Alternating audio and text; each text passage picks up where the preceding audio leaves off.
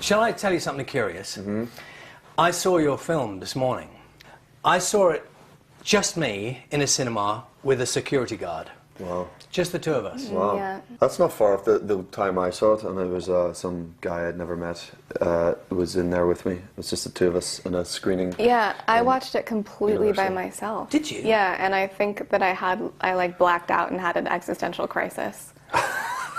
Why? Because I was like, is this real? Hello? And there was no answer. I'd like to know more about you. There's really not much to know about me. Look at me. I am. When you said you had a kind of odd moment watching it, is that just because watching yourself in any situation is odd? Yeah, I'm not really the best at it, but this one was particularly strange because I was looking at myself and I was like, God, I look so handsome, and I was so like buff and strong, and then I realized it was you. Why am I here, Christian? You're here because I'm incapable of leaving you alone. There's no avoiding the question about whether or not, as a non-actor, I ask this question, whether or not there is something necessarily awkward about doing a film that requires you to do sex scenes. I mean, it's not awkward. What? It's not. It's not. Let's take a minute to think what that means. Because it's not like there's no organic flow to things. It's very technical, and you sort of are in these very intimate situations with a made-up history and made-up situations. You know, it's. You know, and just most people are more comfortable with clothes on than clothes off, unless you're like a naturist or whatever, which I'm not. I am. Evidently. Right. I'd be really persuaded to put clothes on for this.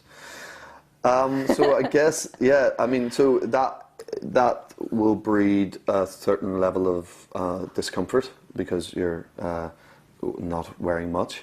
But by this time we were doing those scenes, most of them were put towards the end of filming, and you know, we'd all built a level of trust with each other and understanding of how we approached the work and how we approached those scenes, and we'd talk them over.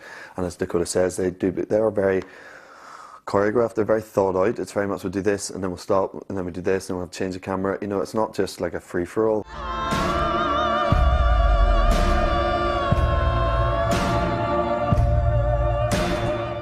And when you're under stress sometimes, you can get the giggles. Oh, does that happen? I mean, I'm just sort of thinking, is that you in those? Yes, sir. I mean, I'm prone to a giggle, but she's a just constant giggler.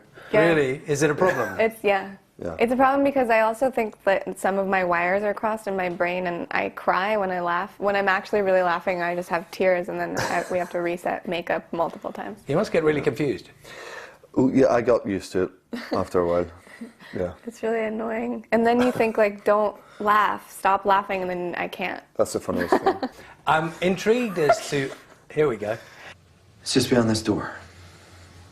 What is? My playroom. Like your Xbox and stuff? When you first started thinking about it, you know, I don't know, the first conversation took place. Yeah. Who's the person you go to say, do you know, what do you think? You know, what do you think about doing this particular film? For me, it would be, you know, my wife, and then, you know, maybe friends of mine who are actors. I wouldn't call any of my mates I grew up with because, I mean, they're maybe a wasted phone call. But maybe some actor friends who have been in it. But essentially, it's my wife. You're obviously from a film family, from a show business family. Does that make it easier? Does that, you know, does that somehow make people understand a bit more about? Yeah, I think that it's they understand more. They understand circumstances more. Wow, this is a really beautiful lamp. Sorry. You get distracted really easily. I don't normally, but this one is actually really gorgeous. It looks like an Emmy. Yeah. I don't think it is. We'll check. But go on, carry on with your theme. And so, yeah, I do think that it does help that my parents, they've been through things like this before. But also, I didn't tell them until I was for sure going to be doing the movie, because part of me I just didn't want to get too invested, and I didn't want to, if I decided that it wasn't going to happen, or if they decided it wasn't going to happen, I didn't want to have to, like, explain myself to anybody. Did you know much about the book? I can't even imagine where you'd have to be living to not have known about the books. Had you read the books? I hadn't read the books before. Well, as soon as I knew there was a bit of heat and there was an idea that I was in the frame for it, then I read the first book. Jamie, you're getting a lot of attention now. Things have changed quite a bit, haven't they, for you? To be honest, this week promoting it, I think Dakota and I have both been in a bit of a bubble, and you're sort of protected from everything a little bit, and you're taken from screening, fan screening where you see it and it's palpable and they're delighted, and that's great. I guess I haven't quite experienced whatever it is you're talking about in terms of like recognition on the street and stuff like that. I haven't been subjected to it yet. I think there is an amplified awareness about both of our existence at the moment, but